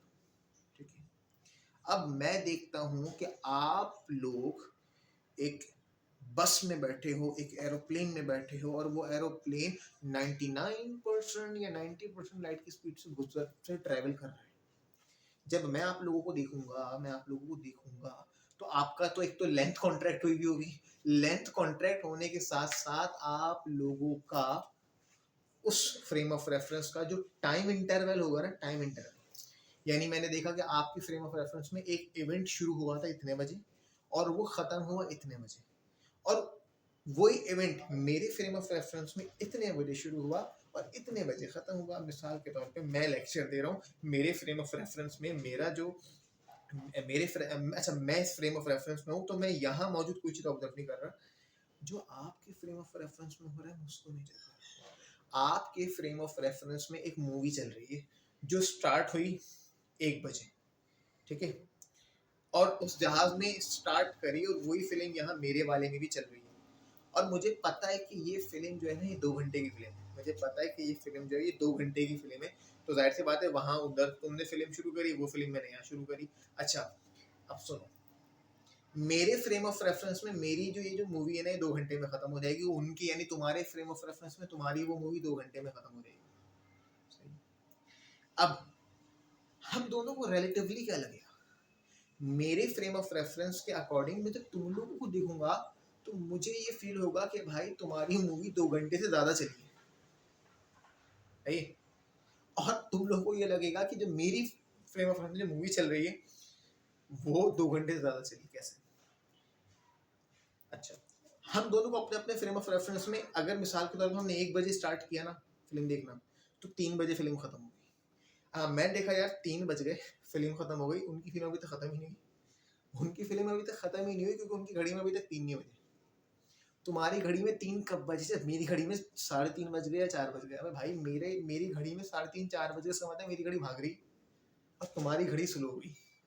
अब तुम्हें भी ये लग रहा है तुम्हारी घड़ी बिल्कुल सही चल रही है, वहाँ नॉर्मल 3 बजेंगे तो फिल्म खत्म होगी, जब तुम्हारे वहाँ 3 बजे फिल्म खत्म हुई तो तुम्हारे मुताबिक जो मेरे फ्रेम ऑफ रेफरेंस में फिल्म खत्म नहीं हुई, ठीक है, और मेरी जो घड़ी है वो उसमें 3 जब बजे, जब तुम्हारी घड़ी में 3:30 बजे। लेकिन ये रिलेटिव फेनोमिना है, असल में किसका टाइम डायलेट होगा? उसका होगा जो बाकी फास्टेस्ट मूव कर रहा था। और ये प्रैक्टिकली प्रूवन बातें हैं जो जनरल थ्योरी ऑफ रिलेटिविटी में साबित होती हैं कि टाइम डायलेट होता है उसके लिए जो फास्टेस्ट मूव करता है, या उसके लिए जो किसी हैवी ग्रेविटेशनल फील्ड के पास चला जाए, किसी ऐसे प्लेनेट के पास, ब्लैक होल के नजदीक चला जाए, तो जहां जाके वक्त का गुजरने का इंटरवल बदल जाता है। कम ग्रेविटी वाले के पास जाएगा तो वक्त भागेगा, और ज्यादा ग्रेविटी वाले के पास जाएगा वक्त रुक जाएगा, थम स्लो होना शुरू हो जाएगा। तो देखो हम दोनों के जो नजरिए में फर्क आ रहा है ना वक्त के गुजरने का, इसी को बोलते हैं टाइम डायलेशन। मुझे लगा वक्त प्रॉपर गुजरा, मैंने तुम्हें देखा भाई तुम्हारा वक्त स्लो, मैंने कहा तुम लोग की घड़ी स्लो चल रही है, तुम लोग की सिर्फ घड़ी स्लो नहीं चल रही, सुनो, सिर्फ घड़ी स्लो नहीं चल रही, तुम लोगों का हार्ट बीट भी स्लो चल रहा है, तुम लोगों के दिमाग के इलेक्ट्रिक पल्सेस भी स्लो जनरेट हो रहे हैं, तुम लोगों की वो जो मूवी है ना वो वाकई में खुद भी स्लो चल रही है, तुम्हारे फ्रेम ऑफ रेफरेंस में मौजूद हर चीज का जो वक्त गुजर रहा है वो स्लो हो गया। देखो ये सिर्फ जब होगा कि जब कोई लाइट की स्पीड से मूव करे या लाइट की कंपेरेबल स्पीड से मूव करे, तो उसकी वजह ये होती है कि बेसिकली लाइट की जो स्पीड है ना वो इतनी फास्ट है कि वो हर ऑब्जर्वर के लिए एक जैसी है, हर ऑब्जर्वर के लिए, चाहे ऑब्जर्वर खुद रेस्ट में हो या ऑब्जर्वर खुद उसी लाइट की स्पीड से मूव करने लग जाए, तो वो लाइट की स्पीड उस बंदे को या वो फास्टेस्ट स्पीड उस बंदे को उससे डबल दिखाई नहीं दे सकती, उसमें थोड़ी बहुत वेरिएशन आ सकती है जो कि लॉरेंट्ज फैक्टर हमें कैलकुलेट करके देगा, लेकिन जो बाकी चेंजेस आ रहे हैं वो किस में आ रहे हैं, वो उन दोनों फ्रेम ऑफ रेफरेंस के दरमियान जो मास मेजर हो रहा है, जो टाइम का इंटरवल मेजर हो रहा है, जो लेंथ का इंटरवल मेजर हो रहा है, वो चेंजेस आ रहे हैं। तो याद रखना कि अगर लेंथ कॉन्ट्रैक्ट होगी तो टाइम इंटरवल भी डायलेट होगा, और जो उनका रेशो होगा ना स्पीड, फास्टेस्ट स्पीड, वो कांस्टेंट रहेगी, उसमें फर्क नहीं पड़ेगा। स्पीड कांस्टेंट या फास्टेस्ट स्पीड पे कोई फर्क नहीं पड़ता किसी के आने या किसी के जाने से, जिंदगी गुजरती रहती है, सिर्फ क्या होता है तरीके बदल जाते हैं, तो लेंथ कॉन्ट्रैक्ट हो जाती है, टाइम डायलेट हो जाता है। ठीक है, अब सुन मैं क्या लिखूंगा टाइम डायलेशन में,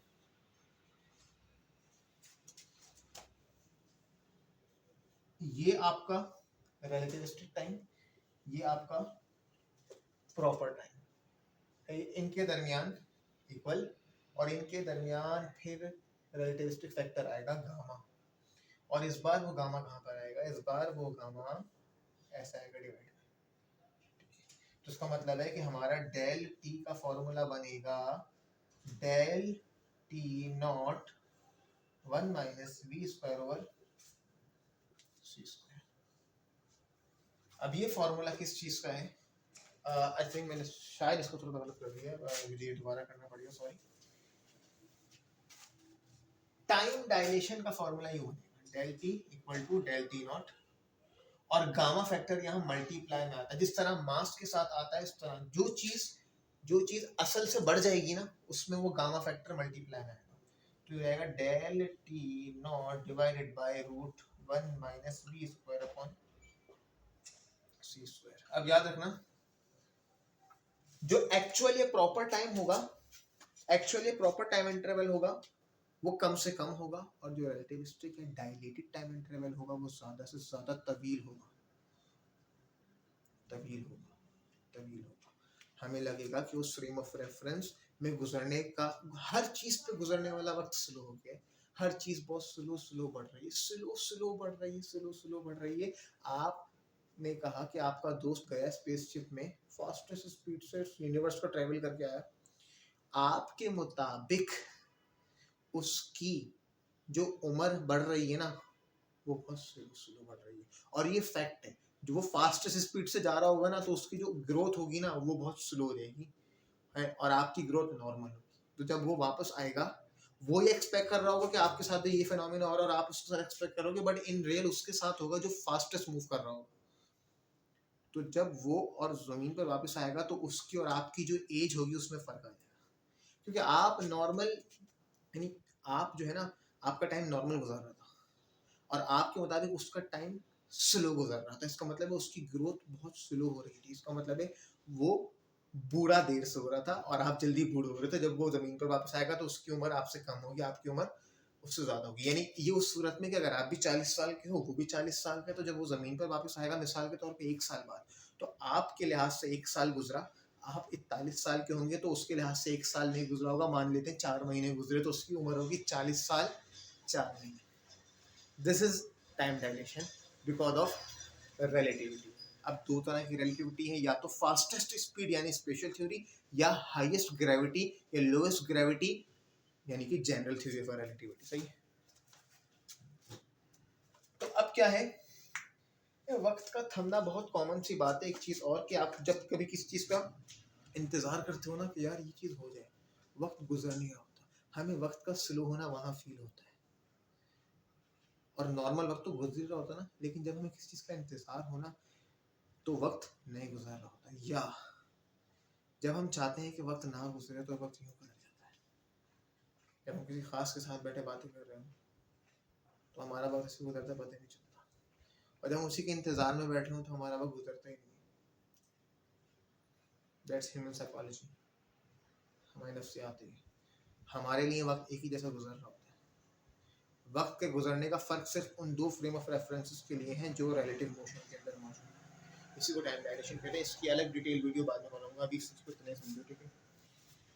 तो लिहाजा जब भी आप डायलेटेड टाइम निकालेंगे तो वो ज्यादा आएगा, प्रॉपर टाइम कम आएगा, डायलेट टाइम ज्यादा या डायलेट हुआ हुआ आएगा। कि जो दौरानिया होगा ना वो आपका कम हो जाएगा, यानी मैं ये कह सकता हूँ, क्योंकि जो वक्त का गुजरना है ना वो स्लो हो जाएगा। अब इसको थोड़ा सा ऐसे समझाना पड़ेगा कि जैसे कि प्रॉपर टाइम इंटरवल जो है ना वो था 10 मिनट, और रिलेटिविस्टिक टाइम इंटरवल आ रहा है 12 मिनट। सही।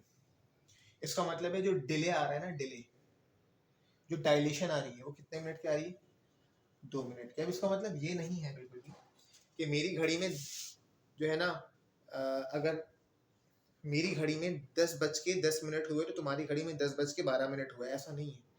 दोनों के फ्रेम ऑफ रेफरेंस में जो घड़ी है वो 10 से 10:10 पर ही आएगी, लेकिन एक फ्रेम ऑफ रेफरेंस में जब वो 10:10 पर आएगी तो दूसरी में वो 10:12 पर आ चुकी होगी। सही है।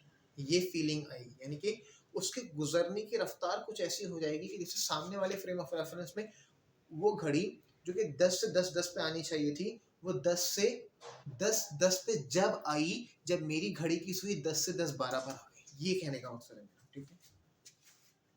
सो लिहाजा याद रखेंगे कि जो टाइम इंटरवल होगा वो डायलेट हो जाएगा। अच्छा, इस चीज को थोड़ा सा यहाँ समझो। मैंने आपसे कहा मिसाल के तौर पे एक ऑब्जेक्ट की स्पीड है 100 मीटर पर सेकंड, और वो एक पॉइंट से दूसरे पॉइंट ट्रेवल कर रहा है, एक पॉइंट से दूसरे पॉइंट, और उन दोनों पॉइंट के दरमियान जो डिस्टेंस है वो 1000 मीटर है, ठीक है। और एक पॉइंट से दूसरे पॉइंट में जो टाइम का इंटरवल है, यानी जब वो पहले पॉइंट 1 पे था तो टाइम था कुछ, और टाइम पॉइंट 2 पे आया तो टाइम कुछ और हो गया, तो वो इंटरवल हुआ 10 मिनट 10 सेकंड का हो गया, मान लें 10 सेकंड, ठीक है। तो स्पीड कितनी आएगी, 100 मीटर पर सेकंड। अब मैंने कहा कि फास्टेस्ट स्पीड जो होती है कंपेरेबल टू लाइट की स्पीड वो कांस्टेंट रहती हैं, वो बदलती नहीं है। तो अगर वो नहीं बदलती है तो उसका मतलब ये है कि जिस ऑब्जेक्ट के अंदर वो स्पीड्स हैं उसकी लेंथ कॉन्ट्रैक्ट हो जाएगी, उसका टाइम डायलेट हो जाएगा, तो उसकी जो स्पीड का बिहेवियर जो शो होगा वो सेम रहेगा। तो देखो, अगर डिस्टेंस कॉन्ट्रैक्ट होगी 1000 से, मान लेते हैं 500 मीटर आ गया, तो लेंथ कॉन्ट्रैक्ट होगी तो साथ साथ टाइम भी डायलेट होगा, टाइम इंटरवल भी डायलेट होगा। जब भी लाइट की स्पीड जब उस ऑब्जेक्ट की स्पीड कांस्टेंट रहेगी, देखो 1000 डिवाइड बाय 10 कितना आता, 100। 500 डिवाइड बाय क्या क्या आंसर आए, 100। तो इसका मतलब है कि 500 को 100 बनाने के लिए यहाँ पे लिखना पड़ेगा 5 सेकंड। क्या मतलब, टाइम डायलेट हो गया। यहाँ टाइम इंटरवल 10 सेकंड का आ रहा था, यहाँ टाइम इंटरवल 5 सेकंड का आ रहा है। कैसे, इधर इधर जो स्टार्ट हुआ था वो 10 बजे स्टार्ट हुआ एक इवेंट, और वो खत्म हुआ 10:10 पे। एक इवेंट यहाँ स्टार्ट हुआ 10 बजे और वो 10:10 पे खत्म हुआ, और वही इवेंट यहाँ 10 बजे स्टार्ट हुआ और 10:05 पे खत्म हुआ। क्या मतलब, अभी इसको समझो। मेरे फ्रेम ऑफ रेफरेंस में 10 बजे से ये इवेंट स्टार्ट हुआ और 10:10 पे खत्म हुआ, तो जब मैंने देखा कि मेरी घड़ी में 10:10 हुए तो उसकी घड़ी में 10:05 हुए, ये वो वाला फ्रेम ऑफ रेफरेंस है जो मूव कर रहा है। इसके फ्रेम मेरे फ्रेम ऑफ रेफरेंस के मुताबिक इसके अंदर जो वक्त गुजरा वो 10:05 गुजरे। इसका मतलब है मैंने कहा कि भाई इसकी घड़ी स्लो चल रही है। अभी मेरे पास तो 10:10 हुए, इसके बाद 10:05 हुए, ठीक है। तो मेरा जो टाइम है वो प्रॉपर चल रहा है या इसके मुताबिक फास्ट चल रहा है। तो लिहाजा अगर लेंथ कॉन्ट्रैक्ट होगी तो जो टाइम इंटरवल है, टाइम इंटरवल वो भी कम होगा, टाइम इंटरवल भी कम होगा, क्योंकि जो टाइम है वो जो टाइम ड्यूरेशन है वो डायलेट हो जाएगी। अब यहाँ डायलेट क्या हो रहा है? डायलेट बेसिकली डायलेट क्या चीज हो रही है? डायलेट ये चीज हो रही है कि जो टाइम की डायमेंशन है ना, टाइम की डायमेंशन, कि टाइम का गुजरना वो डायलेट हो रहा है, वो डायलेट हो रहा है। वक्त देर से गुजर रहा है, तो वक्त देर से गुजरने में जो इंटरवल आएगा वो कम आएगा। अब अगर वक्त बहुत जल्दी गुजर रहा हो ना, बहुत जल्दी गुजर रहा हो, 10 बज के मतलब बहुत जल्दी गुजरने से मुराद तो ये है कि देखो जो भी गुजरेगा वो एक इंटरवल तो आएगा, लेकिन अगर उसका गुजरना है ना, उसका गुजरना मैं कहूँ कि स्लो हो जाए, टाइम स्लो गुजरेगा, ठीक है। तो जो इंटरवल होगा ना, अब जैसे मिसाल के तौर पे यहाँ देखो, यहाँ पे जो इंटरवल है वो 5 सेकंड का आ रहा है, लेकिन असल में इसका इंटरवल 5 सेकंड नहीं था, इसका इंटरवल अपना वही था। इसके फ्रेम ऑफ रेफरेंस में कितना, 10 सेकंड, लेकिन मुझे ये लग रहा है कि इसका इंटरवल 5 सेकंड है, क्योंकि जब मेरी घड़ी में 10:10 हुए तो इसकी घड़ी में 10:05 हुए। तो मुझे लगा था कि इसकी लेंथ कॉन्ट्रैक्ट हुई हुई है और इसका जो टाइम है वो स्लो चल रहा है, ठीक है। क्योंकि जब इसकी घड़ी में 10:10 होंगे ना, तो मेरी घड़ी में 10:10 से ज्यादा सेकंड हो होंगे, लाइक 14 या 15 सेकंड हो होंगे। तो मैं बोलूंगा मेरी घड़ी फास्ट चल रही है, मेरी घड़ी फास्ट चल रही है, मेरे पास टाइम इंटरवल कुछ आ रहा है, ठीक है। यानी अगर मेरे पास टाइम इंटरवल 10 आ रहा है तो इसके पास टाइम इंटरवल 5 आ रहा है। तो इसका टाइम डायलेट हुआ हुआ है, क्योंकि इसका जो घड़ी है ना, इसका जो वक्त गुजर रहा है वो स्लो गुजर रहा है। तो वक्त का स्लो गुजरना कि किसी के रेफरेंस फ्रेम में 10 सेकंड हुआ और उसके रेफरेंस में सिर्फ 5 सेकंड हुए, है ना। अभी बहुत टाइम बाकी है, टाइम अभी गुजर ही नहीं रहा, टाइम गुजर ही नहीं रहा, अभी 5 सेकंड हुए भाई, टाइम गुजर ही नहीं रहा। तो वक्त का स्लो होना इसी को बोलते हैं टाइम का डायलेट होना, सही है, ठीक है। तो लिहाजा टाइम डायलेशन के लिए ये फॉर्मूला है इस्तेमाल, ठीक है। अच्छा, अब इसके मैं ये आप लोग देख लेना, ठीक है। इसको मैं बता दूंगा, लास्ट चीज पाता हूँ, मास एनर्जी रिलेशन। अच्छा जी, तो अब ये आखिरी कंसिक्वेंस क्या है, मास एनर्जी रिलेशन। मास एनर्जी रिलेशन अब आपको ये बताएगा कि देखो, अगर इसमें ना कुछ मुख्तलिफ बातें और भी करूँगा मैं, सिर्फ ज़रूरी नहीं कि मैं ये बात करूँ कि कोई कितना फास्ट मूव कर रहा है। पहली बात मैं इसमें ये करूँगा कि देखो, दो तरह के मास होते हैं, एक होता है एम नॉट, एक होता है एम। जब हम रिलेटिविटी पे आ जाते हैं ना, जब हम क्वांटम या मॉडर्न फिजिक्स पर, तो एम नॉट और एम नॉट जो होता है वो मैंने यहाँ बता दिया था ना, इधर ही बता दिया था, वो बात दोबारा रही कि एम नॉट जो होता है वो रेस्ट मास होता है और एम जो होता है वो रिलेटिविस्टिक मास होता है, सही। तो ये इससे कनेक्टेड ही है। कैसे, देखो, जब किसी का मास बहुत वेरी कर जाता है, इसका मतलब उसके अंदर बहुत एनर्जी आ जाती है। तो इसका मतलब बेसिकली यही होता है कि मास का बढ़ना, एनर्जी का बढ़ना। तो मास और एनर्जी कन्वर्जन कुछ इसी तरह से होती है। कैसे, आइंस्टाइन ने हमें ये बताया कि अगर कोई ऑब्जेक्ट, कोई भी पार्टिकल अगर तो रेस्ट में मौजूद है तो भी उसके अंदर एनर्जी है, और वो एनर्जी कहलाएगी रेस्ट एनर्जी, वो एनर्जी कहलाएगी रेस्ट एनर्जी।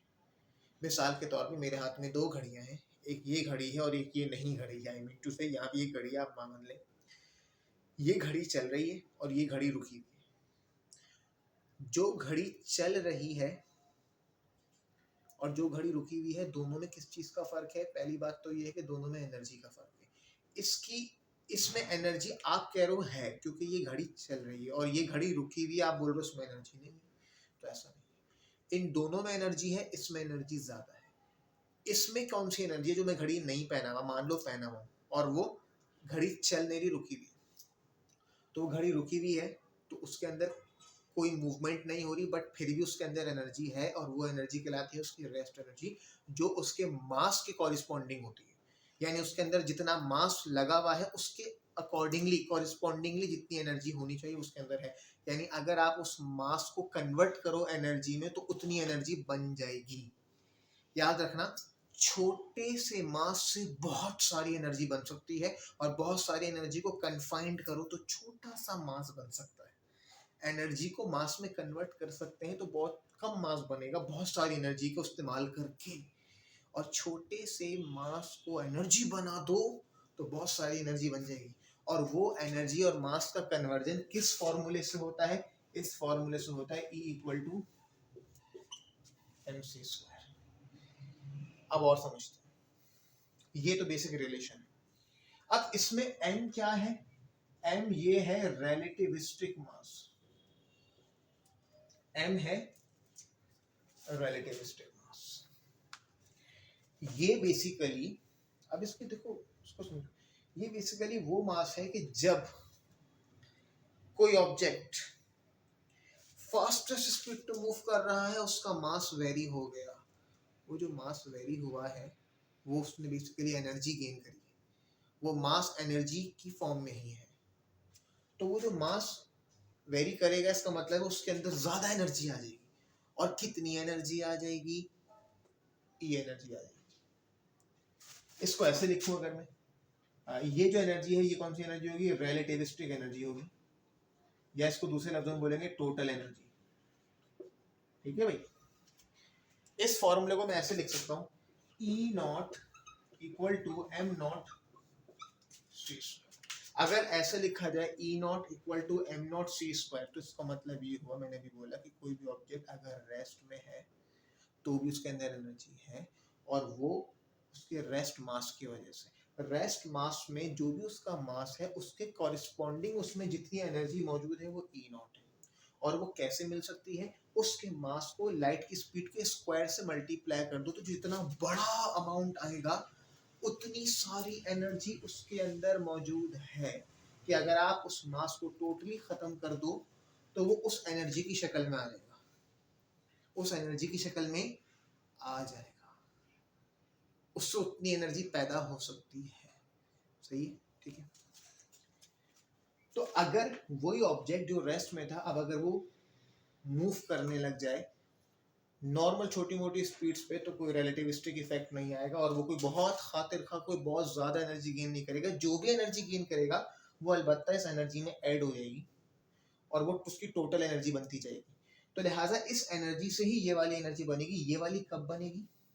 कि जब वो मोमेंटम या स्पीड गेन करेगा और उसके नतीजे में वो जो भी एनर्जी हासिल करेगा, क्योंकि देखो ज्यादा स्पीड से मूव करने के लिए एनर्जी होनी चाहिए ना, एनर्जी कहीं से लेगा जब तो मूव करेगा।